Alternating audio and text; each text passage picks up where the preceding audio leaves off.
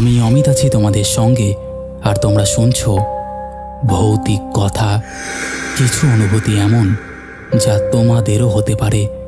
ঘটনা স্ক্রিপ্টিংয়ে রয়েছে নেহা।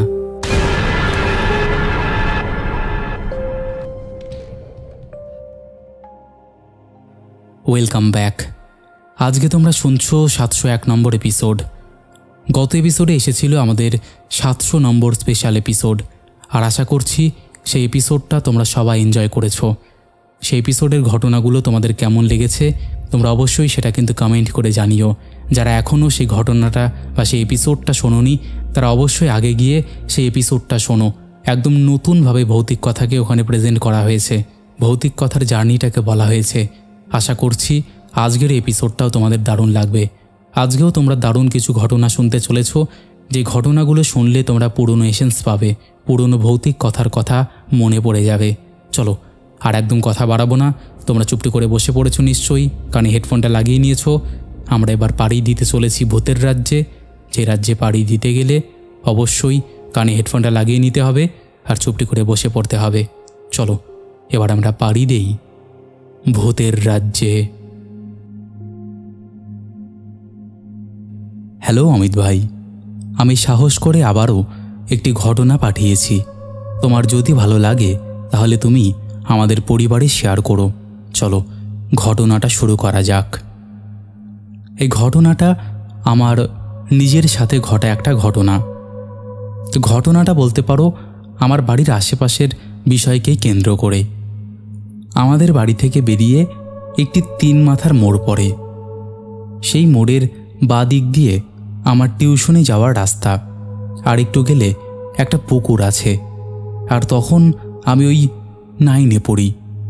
তো সেই পুকুরের পাশে একটা পাড়া আছে, আর মিডিল দিয়ে একটা রাস্তা আছে, যে রাস্তার ওপারে একটা বট গাছ আছে। তার নিচে একটা মাচার মতন করা ছিল, আর একটি কল ছিল, আর তার সামনে ছিল একটি মাটির বাড়ি। সেই বাড়িতে একটা মহিলা থাকতো, তার 7 কুলে কেউ ছিল না। তার উপর সে ছিল একটু জোকার মতন, মানে ওই আমরা যেটাকে 1.5 ফুটিয়া বলে থাকি। তো সেদিন উনি রাতে শোয়ার জন্য মাটিতে বিছানা পাতেন, আর সেই সময় সবাই লম্ফ জ্বালিয়ে শুতেন। তো যথারীতি শুয়ে পড়েন, তার মধ্যে হাত লেগে লম্ফটা বিছানার মধ্যে পড়ে যায়। যেহেতু মশারি টাঙানো ছিল তাই গোটা ঘরে আগুন লেগে যায়। যে যার মতন করে বেরিয়ে আসে, কিন্তু আগুন নিভিয়ে মহিলাটাকে ঘর থেকে বার করতে করতে উনি প্রায় 90% পুরো পুড়ে গিয়েছিল। তাই উনাকে আর বাঁচানো সম্ভব হয়নি। উনার 7 কুলে কেউ ছিল না, তাই ওনার কোনো সৎকার করাও হয় না। আসলে উনি তো অলরেডি 90% পুড়ে গিয়েছিল, তাই আর কোনো কেউ দায়িত্ব নিতে চায় না ওই মহিলাটার। সবাই একটা বড় ঝুড়ির মধ্যে করে উনাকে নদীতে ভাসিয়ে দিয়ে আসে। আগেই বলেছি যে উনার ওই 1.5 ফুটের মতন সাইজ ছিল, তাই কোনো অসুবিধে হয় না। সবাই মিলে উনাকে নদীতে ভাসিয়ে দিয়ে আসে। এরপর থেকেই ঘটনার শুরু। সেদিন আমি পড়ে বাড়ি আসছিলাম, তখন ওই মোটামুটি 6টার মতন বাজে। আমি দূর থেকে দেখতে পাই ওই বট গাছের নিচে যে কলটা ছিল, সেই কল থেকে অনবরত জল পড়ছে। এই দেখে আমি একটু ভয় পেয়ে যাই। তখন কিন্তু ওখানে কেউ ছিল না। তারপর আমি যা দেখি তা দেখে আমার হাত পা সব ঠান্ডা হয়ে যায়। আমি দেখি যে সেই মহিলাটা কল টিপছে আর সমানে বলছে, আমার গাটা ভীষণ জ্বালা করছে। তারপর সেই মহিলাটা উধাও হয়ে যায়। আমি ভাবলাম আর কিচ্ছু হবে না। আসলে আমি বাবা মহাদেবের খুব বড় ভক্ত। আমি বাবার নাম নিয়ে এগিয়ে আসতে থাকি। সেই বটগাছের কাছে আসতেই আমি দেখি, আস্তে আস্তে সেই বটগাছের কাছে আসতেই সেই মহিলাটাকে দেখি মাচার উপরে বসে আছে, আর একটা পচা দুর্গন্ধ আসছে, আর আমার দিকে তাকিয়ে হাসছে। আমি বাবার নাম জোরে জোরে নিতে থাকি আর ওখান থেকে পালিয়ে আসি। পেছন থেকে সেই মহিলাটা তখন বলছিল, তোর রাজ ভারী বলে আর তোর মায়ের বুকের বড় জোর বলে তুই বেঁচে গেলি। এরপর আমি বাড়িতে চলে আসি। তো এই ছিল আমার ঘটনা। আমি জানি এই ঘটনাটা তোমার ভালো লাগবে। আমি এই ঘটনাটা রাত 12টায় তোমাকে লিখেছি। সত্যি খুব ভয় করছিল লেখার সময়। আশা করছি তুমি পড়ে শোনাবে। বন্ধুরা, এই ছিল প্রথম ঘটনা। ঘটনাটা খুব সিম্পল না, কিন্তু জানো, সত্য ভৌতিক ঘটনাগুলো এরকম সিম্পলই হয়। বেশিরভাগ ঘটনাই এরকম সিম্পল হয়, কারণ এগুলো তো মানুষের জীবনে ঘটে যাওয়া ঘটনা, তাই না? এগুলো খুব ডেঞ্জারাস হয় না, এগুলো চট করেই ঘটে, রাস্তা দিয়ে আসার সময় ঘটে, কোথাও ঘুরতে গেলে ঘটে। বাট যেগুলো ঘটনা খুব বড় হয় সেগুলো দেখবে তোমরা দীর্ঘ দিন ধরে চলে। তাছাড়া কিন্তু এইসব ভৌতিক বিষয় অল্প সময়ের মধ্যেই ঘটে, আর এই সব ঘটনা অথেন্টিক। আর এই ভৌতিক কথা পরিবার সব সময় চেয়ে এসেছে তোমাদের অথেন্টিক ঘটনা যাতে শোনাতে পারে। আমরা সব সময় সেটারই চেষ্টা করি। আমরা যেই থিঙ্কিংটা নিয়ে এই পরিবারটাকে স্টার্ট করেছিলাম, আমরা কিন্তু এখনও সেটাকে মেনটেন করে চলি। আমাদের একটাই লক্ষ্য, এখানে মানুষের জীবনে ঘটে যাওয়া সত্য ঘটনা শোনানো হয়, একদমই গল্প না। চলো, এই ছিল আমাদের প্রথম ঘটনা। আশা করছি তোমাদের ভালো লেগেছে। কেমন লেগেছে তোমরা অবশ্যই সেটা কমেন্ট করে জানিয়ে দাও। তোমাদের মধ্যে এখনও যারা এই পরিবারে যুক্ত হওনি তারা যুক্ত হয়ে যাও।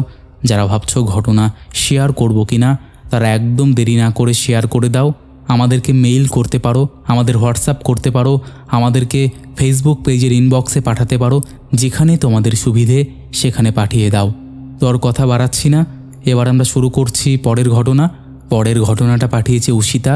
উষিতা লিখছে, নমস্কার অমিতদা, আমি উষিতা দাস রায় উত্তরপাড়া থেকে ঘটনা পাঠাচ্ছি। প্রথমেই বলে রাখি, আমি ভৌতিক কথা পরিবারের একজন নতুন সদস্য এবং নিয়মিত শ্রোতা।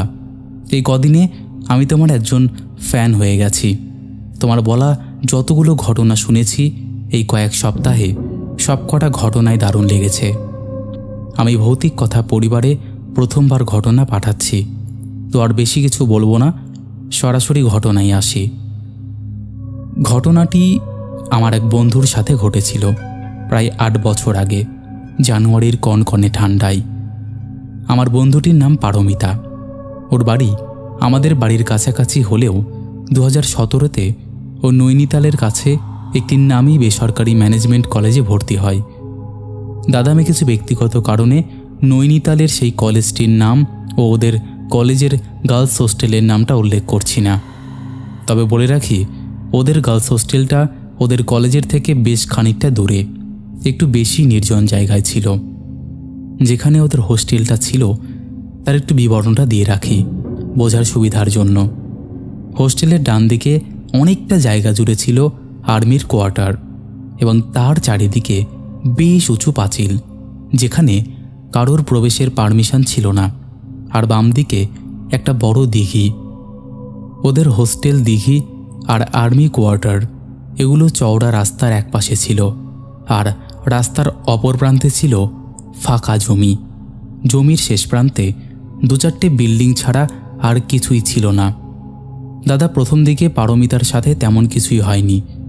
ঘটনাটি শুরু হলো ওর হোস্টেলে থাকতে শুরু করার 1 সপ্তাহ পর থেকে, যখন ওর রুমে নতুন রুমমেট মেয়েটি এলো। বাকি ঘটনাটা আমি আমার বন্ধু পারমিতার ভাষাতেই বলছি, কারণ ঘটনাটি আমি ওর কাছ থেকেই শুনেছি। আমি পারমিতা বলছি। সেই দিন ছিল শুক্রবার। আমাদের কলেজে সবে ক্লাস শুরু হয়েছে। পরের মাসেই আমাদের ম্যানেজমেন্টের ফার্স্ট সেমিস্টার থাকায় কলেজে না গিয়ে দুপুর 3টে নাগাদ হোস্টেলের রুমে বসে পড়াশোনা করছি। আমাদের হোস্টেলটা 3 তলা। আমি 2nd ফ্লোরের সিঁড়ির পাশের রুমে থাকতাম। এমনিতে আমরা জুনিয়র সিনিয়র ছাত্রীরা মিলে মোটামুটি 20-25 জন থাকলেও হোস্টেলটা অনেকটা জায়গা জুড়ে হওয়ায় ও রুমগুলো বেশ বড় হওয়ায় সেরকম ঠাসাঠাসি বা বদ্ধ ভাব ফিল হতো না। আর একটা কথা, রুমের মাঝে ডিস্টেন্সও ছিল অনেকটা। আর 3 তলায় শুধু বড় ডাইনিং হল আর ছিল একটা টেবিল টেনিস খেলার রুম। আমরা প্রথম 2টো ফ্লোরেই থাকতাম, আর কলেজ থেকে যে যার মতন ক্লাস শেষ করে হোস্টেলে ফিরে নিজেদের রুমে পড়াশোনা বা মোবাইল চালাতাম। শুধু ব্রেকফাস্ট আর ডিনারে ডাইনিং হলে অন্যদের সাথে দেখা ও কথাবার্তা হতো।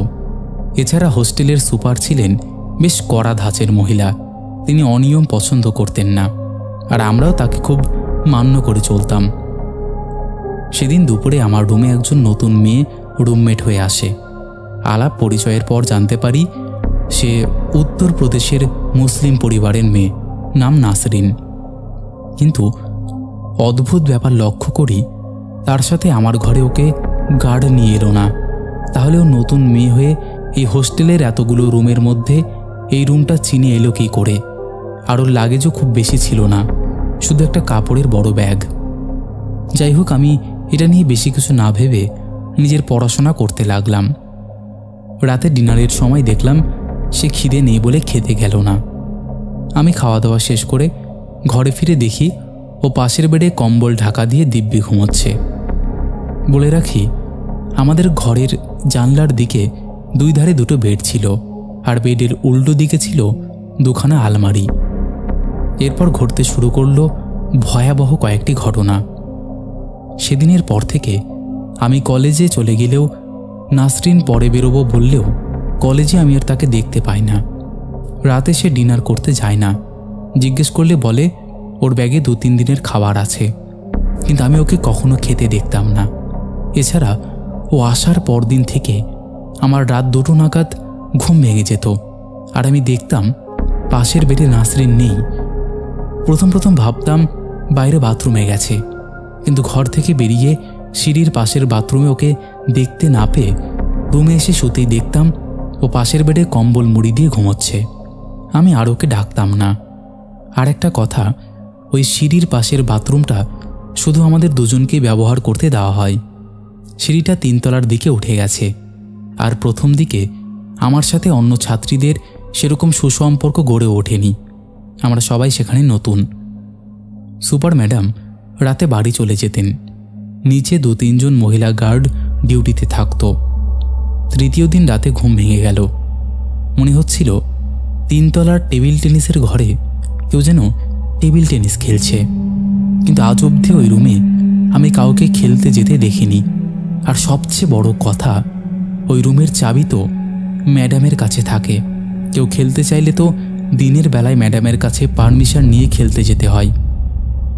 চতুর্থ দিন ঘটল আরও এক ভয়ঙ্কর ঘটনা, যা দেখা মাত্রই আমি আর দেরি না করে পরের দিন সকালবেলায় ব্রেকফাস্টের সময় বাকি সবাইকে এই ঘটনার কথা জানাতে বাধ্য হলাম। সেদিন রাতে ডিনার সেরে ঘরে ঢুকে দরজা লক করে অন্যান্য দিনের মতো ঘরের লাইটটা চালালাম, কারণ আমি ডিনার খেতে যাওয়ার আগে লাইট নিভিয়ে যেতাম। কারণ নাসরিন প্রথম দিকে বলে দিয়েছিল যে ও পরে লাইট জ্বালিয়ে ডিনার করে শুয়ে পড়বে, তাই লাইট নিভিয়ে ডিনারে যেতাম। রুমের দরজাটা ভেজানো থাকতো।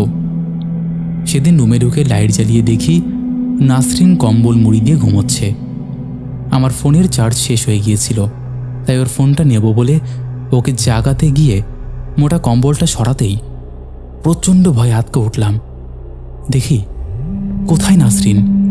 কম্বলটা তো এমনি পড়েছিল বেডে, তাহলে কেন ওটা ওভাবে ফুলেছিল, যেন সত্যিই কোনো মানুষ শুয়ে আছে কম্বল মুড়ি দিয়ে এমনভাবে। আমি এমনিতে ভীতু না হলেও এই ঘটনার আকস্মিকতায় সত্যি বেশ ভয় পেয়ে গিয়েছিলাম। সেদিন নাসরিনকে আমি কোথাও খুঁজে না পেয়ে ভয়ে ভয়ে মা কালীর নাম জপ করতে করতে তাড়াতাড়ি কম্বল গায়ে দিয়ে শুয়ে পড়লাম। তারপরের দিন সকালেও নাসরিনকে কোথাও খুঁজে পেলাম না। এখানে বলে রাখি, ও আলমারিতে ওর জামা কাপড় রাখত না, আর ওর কালো ব্যাগটাও রুমে ছিল না। সেদিন মানে নাসরিন আসার 5ম দিন সকালে খাবার টেবিলে বাকি সবাইকে নাসরিনের রুমমেট হয়ে আসা থেকে যা যা হয়েছে ও আগের দিনের ঘটনাগুলো সবাইকে সব খুলে বললাম, কিন্তু কেউই আমার কথা বিশ্বাস করলো না। ইভেন আমাদের ইয়ার্ডের 2-3 জন ছাত্রী হাসতে হাসতে বলল, পাগল টাগল হয়ে গেছিস, নাসরিন বলে তো কলেজে কেউ আমাদের সাথে পড়ে না। আমি তখন বললাম, আমি ওকে কলেজে বা ক্লাসে কোনোদিনও দেখিনি। আমি হোস্টেলে আসার আগেই ও ঠিক রুমে চলে আসে, আর প্রতিবারই বলে ও কলেজে আমি আসার আগেই এসেছে। যাওয়ার সময় প্রতিদিন এটাই বলে যে বেরো, আমি পরে কলেজে যাচ্ছি বলে মোবাইল ঘাঁটতে থাকে।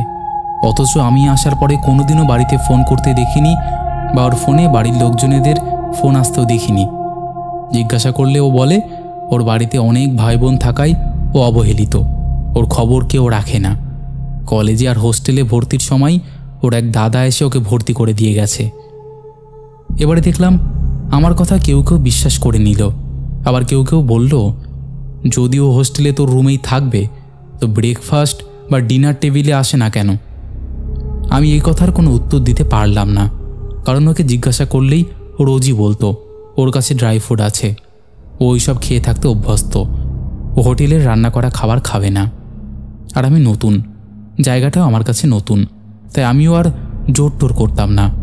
আফটার অল ওর সাথে তো আমার সবে আলাপ পরিচয় হয়েছিল, সেরকম বন্ধুত্ব তো গড়ে ওঠেনি।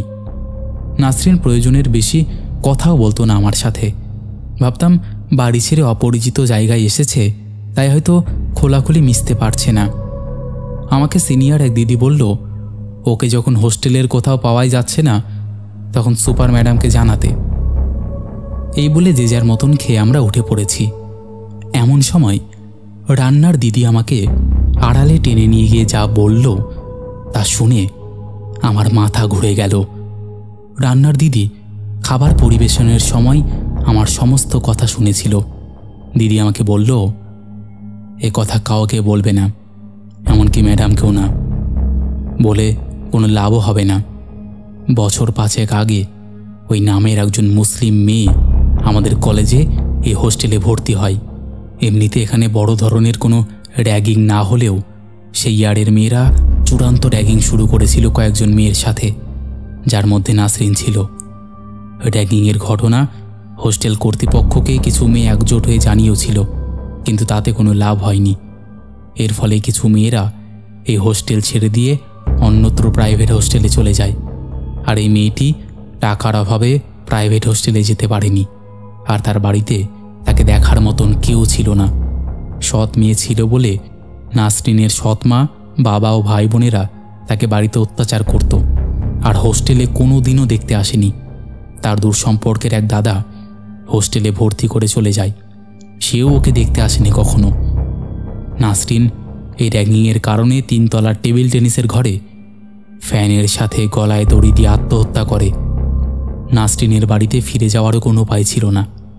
মেয়েটা ভালো টেবিল টেনিস খেলতো, আর তোমার ওই রুমেও থাকতো। ওর রুমমেটও মারা যাওয়ার পরে হয়তো ভয়ে হোস্টেল ছেড়ে দিয়েছিল। এরপর তোমার রুমে যারা এসেছিল তারা সবাই নানান রকম কান্নার শব্দ, আর্তনাদ এসব শুনেছে, কিন্তু তোমার আগে কেউ নাসরিনের আত্মাকে দেখেনি। তারা সবাই ভয়ে হোস্টেল ছেড়ে অন্য প্রাইভেট হোস্টেলে শিফট করেছে। এর বেশি রান্নার দিদি আর কিছু জানে না। রান্নার দিদি আমাকে আরও একটা কথা বলেছিল, সেটা হচ্ছে যখনও দেখা দিয়েছে তখনও তোমাকে এখানে থাকতে দেবে না। এইসব আত্মারা মেরে ফেলার উদ্দেশ্যেই মানুষকে দেখা দেয়, আর কিছুদিন থাকলে ও হয়তো তোমার বড় ক্ষতি করে ফেলতো। যাই হোক, তুমি ভগবানের কৃপায় বেঁচে গেছো। আমি বলি কি, তুমিও প্রাইভেট হোস্টেলে চলে যাও, এতে তোমারই ভালো হবে। রান্নার দিদি কথা বলে চলে গেলে আমি কিছুক্ষণ ওখানেই স্ট্যাচুর মতন দাঁড়িয়ে থাকি। আমার তখন হোশ ছিল না। পরে আমারই এক সহপাঠীর ডাকে স্তম্ভিত ফিরে পাই। ও কিছুটা ধাতস্থ হয়ে ঠিক করি প্রাইভেট হোস্টেলে শিফট করব। তাতে একটু বেশি টাকা লাগলে লাগবে, আগে প্রাণে বাঁচতে হবে, তারপর সব কিছু। যাই হোক, ফোনে বাবাকে শিফটিংয়ের কথা জানালে বাবা মা 3 দিনের মধ্যে শিফট করে নিতে বলে। মা তো কলেজ ছেড়ে বাড়ি চলে যেতে বলেছিল। বাবা মাকে কোনো রকমে রাজি করায়, যেখানে এরকম ভালো মানের ম্যানেজমেন্ট কলেজ আমি আর পাবো না। বাবা মাকে নিয়ে 3 দিনের মধ্যে ফ্লাইটের টিকিট করে নৈনিতালে আমার হোস্টেলে চলে আসে। আর 3 দিন পর আমি আমাদের কলেজের কাছে একটা প্রাইভেট হোস্টেলে ভর্তি হই। এই 3 দিন পুরনো হোস্টেলে আমি আমার এক সহপাঠীর রুমেই ঘুমোই। ওই রুমমেট তখন ছুটিতে ছিল। দাদা, ওই বন্ধুর রুমে শোয়ার দিন থেকে, মানে রান্নার দিদির কথাগুলো যেদিন শুনেছিলাম, সেই দিন ঠিক রাত 2টো থেকে আমার জ্বর আসে। বাবা মা যেদিন এসেছিলেন সেদিন মা আমাদের স্থানীয় মা কালীর মন্দিরের পুরোহিত মশাইয়ের দেওয়া একটি মন্ত্রপুত তাবিজ নিয়ে এসে আমায় ধারণ করিয়ে দেন। তারপর দাদা আমি শিফট করি, জ্বরও সেরে যায়। আর তারপর থেকে নতুন হোস্টেলে আমার সাথে আর কিচ্ছু হয়নি। আমি নতুন হোস্টেল থেকে ম্যানেজমেন্টে কোর্স কমপ্লিট করে বাড়ি ফিরে আসি। জানি না দাদা সেদিন আমার সাথে কেন এমন ঘটনা ঘটেছিল। নাসরিন কী উদ্দেশ্যে আমাকে দেখা দিয়েছিল। অমিতা, এই ছিল আমার বন্ধুর সাথে ঘটে যাওয়া একটা ঘটনা। জানি লেখাটা একটু বড় হয়ে গেল, আর গুছিয়ে লিখতে পারলাম কিনা জানি না। তোমার যদি ভালো লাগে তুমি প্লিজ ঘটনাটা নিজের মতো করে সাজিয়ে নিয়ে তোমার জাদুকরি কণ্ঠে পাঠ করে শুনিও আমাদের ভৌতিক কথা চ্যানেলে। তুমিও ভৌতিক কথা পরিবারের সবাই ভালো থেকো, আর নিত্য নতুন আমাদের ভয়ঙ্কর সব ঘটনা পড়ে শোনাতে থাকো। ভৌতিক কথা পরিবার আরও অনেক বড় হোক, এই কামনা করি। তো বন্ধুরা, এই ছিল তোমাদের সেকেন্ড ঘটনা। আশা করছি এই ঘটনাটিও তোমাদের দারুণ লেগেছে। কেমন লেগেছে অবশ্যই তোমরা জানিও। তবে একটা কথা, ভৌতিক কথা কিন্তু কোনো রকম অন্ধবিশ্বাস, কোনো রকম কুসংস্কার বা কোনো রকম নেগেটিভিটিকে প্রচার করে না। ভৌতিক কথার কাজ শুধুমাত্র মানুষের জীবনে ঘটে যাওয়া ঘটনা সবার সামনে তুলে ধরা, নচেত আর কোনো উদ্দেশ্য নেই। তাই যারা বিশ্বাস করছো না তারা এগুলোকে এন্টারটেইন হিসেবেই নিয়ে নাও। চলো এবার আমরা শুরু করে দিই পরের ঘটনা। পরের ঘটনাটা পাঠিয়েছে রনি মজুমদার। লিখেছে, অমিত ভাই, আমার নাম রনি মজুমদার, আমি কলকাতায় থাকি। গত 2 বছর ধরে তোমার গল্প শুনি। আমি আমার মা খেতে বসে লাউডস্পিকারে চালাই, বাবাও মাঝে মাঝে শোনে। ভূতের গল্প শুনতে বেশ ভালো লাগে, বিশেষ করে এমন ঘটনা যেখানে কোনো সাদা কাপড় পরা বা বড় চুলওয়ালা ভূত নেই, যেখানে শুধু এমন ঘটনা আছে যেটার কোনো অর্থ আজ পর্যন্ত পাওয়া যায়নি।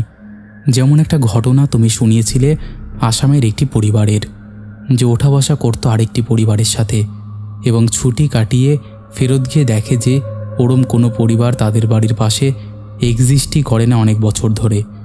এমন ধরনের ঘটনা শুনতে খুব ভালো লাগে, যেটা কমপ্লিট নয়, একটা অলৌকিক মিস্ট্রি থেকে যায়। এবার আসি আমার ঘটনাতে। আই হোপ ভৌতিক কথা পরিবারের সবাই ভালো আছেন। আমার পরিবারে একটি ছোট্ট ডগি ভাই আছে। তাকে কোলে করে নিয়ে আমরা বেড়াতে যাই গাড়ি করে। সে একাই থাকতে চায় না, ভয় পায়। তাই আমরা কলকাতা থেকে টুকটাক কাছে কোথাও 2 দিনের জন্য ঘুরতে আসি ইচ্ছে হলে। সব হোটেলে আবার ডগও অ্যালাউ করে না, কিছু জায়গায় করে অফ সিজনে বা নতুন জায়গা হলে বা চেনা জানা থাকলে। এবছর দোলের সময় গিয়েছিলাম বাঁকুড়াতে। সেখানেই একটা ঘটনা ঘটে। বাঁকুড়াতে যেখানে আমরা গিয়েছিলাম সেটি নতুন একটা হোমস্টে তৈরি হয়েছে এবং দোলেই প্রথম শুরু করেছে। আমি, বাবা মা, ডগো ভাই, পিসি আর পিসির মেয়ে গিয়েছিলাম। 2টো রুম নেওয়া হয়েছিল। এবার জায়গাটার বিবরণ দিই। জায়গাটা জঙ্গলের মাঝখানে, আর দূর দূর পর্যন্ত কোনো আলো নেই। হোমস্টের বাউন্ডারি ওয়ালে আলো লাগানো, কেউ দূর থেকে শুধু এই আলোটুকুই দেখতে পাবে অন্ধকারে। আমার এরকম পরিবেশ আবার বেশ ভালো লাগে, বিশেষত রাতে। আমরা দুপুরে পৌঁছাই এবং রেস্ট নিয়ে ঘুরে ফিরে রাতে ডিনার করি। এভাবেই কেটে যায় দিনটা। ওখানে সবসময় কটেজ সিস্টেম ঘর, কোনো বিল্ডিং নেই, দোতলা, পাশাপাশি কটেজ। আমরা যেই কটেজে ছিলাম সেখানে ছিল 3টে। একদম বাউন্ডারির এক কোনায় একটা কটেজ, আর একটা কটেজ মাঝে, ওটা অন্য ফ্যামিলির ছিল, আর একটা এন্ডে যেটা আমাদের। তো আমরা সবাই খেয়ে দিয়ে যে যার রুমে চলে যাই। আমরা একটু দেরি করেই ডিনার করেছিলাম, ওই 11:30 নাগাদ। আমরা যেহেতু ঘেমে গিয়েছিলাম, খুব গরম ছিল, রুমে ফিরে স্নান করেছিলাম, যে রুমটায় বাবা মা আর ডগো ভাই ছিল। স্নান করে 12:50 নাগাদ আমি বেরিয়ে পিসি আর পিসির মেয়ের রুমে চলে যাই শুতে। ওরা অন্য কটেজটাই ছিল। যখন আমি হেঁটে ওদের কটেজে যাচ্ছি তখন চারিদিকের পরিবেশ ছিল নিস্তব্ধ। পোকার আওয়াজ, হালকা হাওয়া, অন্ধকার, আর শুধু গাছে লাগানো কয়েকটা লাইট জ্বলছে। দূর দূর পর্যন্ত অন্ধকার, কয়েকটা আলো নেভানো। কোনো লোক নেই ওখানে। সব হোমস্টের স্টাফগুলো শুয়ে পড়েছেন সকালে উঠবে বলে। আমি কটেজে পৌঁছে গিয়ে দরজা বন্ধ করে দিই। তারপর আমি, পিসি আর পিসির মেয়ে ভূতের গল্প করছি। ভেবেছিলাম এরকম পরিবেশে একটা ভৌতিক কথার ভিডিও চালালে কেমন হয়, হেব্বি লাগবে। এইসব নিয়ে আলোচনা হচ্ছে। তখন হঠাৎ করে মেইন দরজায় টোকা মারার আওয়াজ হলো এবং সেটা আর থামল না। কেউ খুব আলতো করে একটা আঙ্গুল দিয়ে টোকা মেরেই যাচ্ছে এবং কোনোভাবেই থামছে না। বলে রাখি, আমরা যেই কটেজগুলোতে ছিলাম, ওই জমিতে কটেজ বানানোর পর আমরাই প্রথম যারা ওই ঘরে থাকতে এসেছি। পিসির মেয়ে বলল যে দুপুরবেলাও নাকি ওই রকম শব্দ পেয়েছে, বাট এতবার নয়। তখনও টোকাটা কন্টিনিউ চলছে। আমি ভাবলাম আমার বাবা হয়তো ধূমপান করতে বেরিয়েছে শোয়ার আগে, দেখা করতে এসেছে, বা জল বা কোনো জিনিস লাগবে কিনা জিজ্ঞাসা করতে এসেছে। আর বাবা জানে আমার ভূতের এনভায়রনমেন্ট প্রিয়, তাই খুব ইয়ার্কি মারছে। আমি খাট থেকে উঠলাম এবং দরজার দিকে এগোতেই যাব, তখন হঠাৎ টোকাটা আঁচড়ানোর শব্দে পরিণত হলো। তখন আমি থমকে দাঁড়ালাম। আমি ভাবলাম যে আঁচড়ানোর শব্দ আসছে কেন। এবার এটা থেকে আমাদের সবার মাথায় এলো যে শিয়াল এলো নাকি। শুনেছি আশেপাশে শিয়াল আছে, কিন্তু যেহেতু 4 পাওয়ালা মেম্বার আমাদের পরিবারে আছে, তাই তারা দরজা আঁচড়ালে কেমন আওয়াজ হয় আমি জানি। আঁচড়ানোটা খুব স্পিডে হয়নি, বা একটা পশু যদি 2 পা তুলে আঁচড়ায় দরজায়, সে ব্যালেন্স পাওয়ার জন্য খুব স্পিডে আঁচড়ায় দরজায়, কিন্তু এই মুহূর্তে আঁচড়ানোটা হচ্ছিল এক্সট্রিম স্লো গতিতে। খুব আস্তে আস্তে কেউ দরজার মাথা থেকে তলা অবধি 5টা আঙ্গুল দিয়ে খুব আস্তে আস্তে, মানে 1 মিনিট ধরে ওপর থেকে নিচ পর্যন্ত আঁচড়াচ্ছে, মানে খুবই স্থির গতিতে। আর কোনো শিয়াল অত উঁচু থেকে নিচ অবধি আঁচড়াবে না। তখন পিসিরা ভয় পেয়ে আর বলে, খুলিস না, থাক, খুলিস না। আমি তাও আস্তে আস্তে করে এগোই, এই ভেবে যে বাবা নিশ্চয়ই ইয়ার্কি মারছে, কারণ আমি এসব পছন্দ করি এবং এক্সপ্লোর করতে চাই। দরজার পাশে ছিল একটা জানালা, পর্দা দেওয়া। আমি আস্তে আস্তে এগোচ্ছি জানলার দিকে।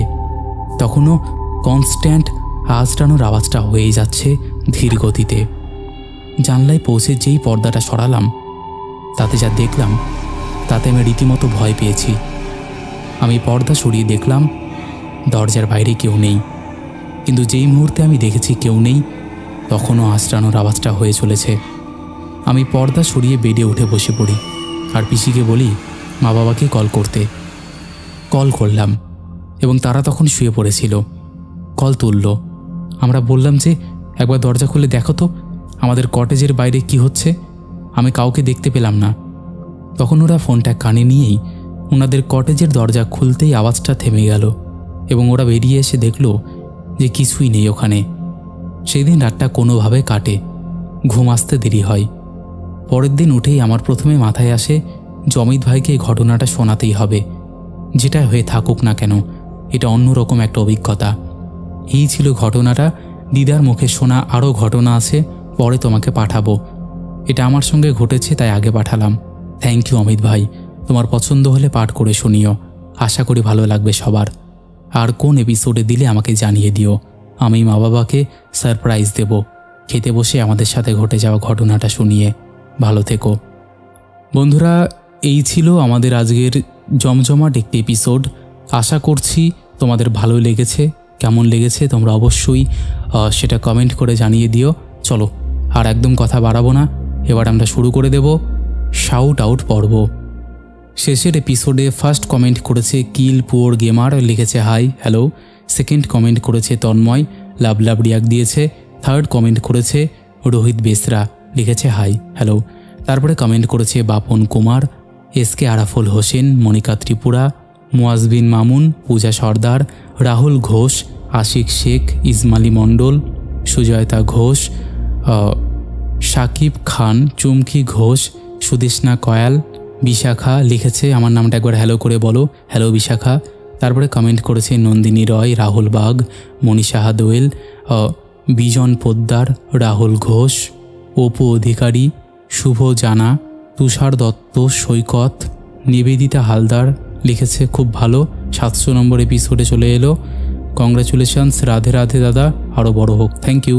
তারপরে কমেন্ট করেছে প্রণব সাহা, রত্না রয়, মামনি, সোনাম দাস, অনামিকা রুজ, শঙ্কর চক্রবর্তী, বানানী রয়, সুমিত বিশ্বাস, স্নেহা হালদার, স্বপ্না বাজাল, সন্দীপ হোর, পাপড়ি দোলা লিখেছে খুব ভয়ানক পিকচার দাদাভাই, কংগ্রাচুলেশনস, আরও অনেক বড় হোক ভৌতিক কথা পরিবার, একদম।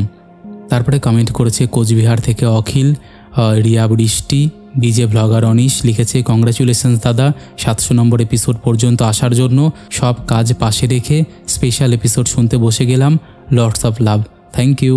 তারপরে কমেন্ট করেছে জয়শ্রী গুপ্তা, অক্ষয় অধিকারী, অমিতা ঠাকুর, মানুষ হালদার, সুদেষ্ণা সিংহ রয়, শিহাব শাফিরউদ্দিন, রৌনক দত্ত, বুদ্ধদেব ঠান্ডার, শঙ্কর ব্যানার্জি, বিমল, কুন্তল চক্রবর্তী, অমিতা ঠাকুর, অভিজিৎ দাস, সত্যম দে সরকার, মধুমিতা সাউ, পুতুল বসাক, সঙ্গীতা মাঝি, ঋদ্ধিমা, প্রিয়াঙ্কা চক্রবর্তী, রুনা দে, অভ্রদীপালী পাত্র, এসকে সাহিল, প্রতনু ব্যানার্জি, দেবাশিস বাগচি, রিকা, অমিত দাস, মৌমিতা দাস, শ্রেয়া বণিক, মৌসুমী দাস, মলয় চক্রবর্তী, শম্পা বিশ্বাস, জয়া বণিক, সহেলি দে, প্রিয়াঙ্কা বিশ্বাস, সঙ্গমিত্র রয়, এরকম অসংখ্য প্রিয় মানুষেরা আমাদের শেষের এপিসোডে কমেন্ট করেছে, যাদের কমেন্ট আমি আর চাইলেও পড়তে পারছি না।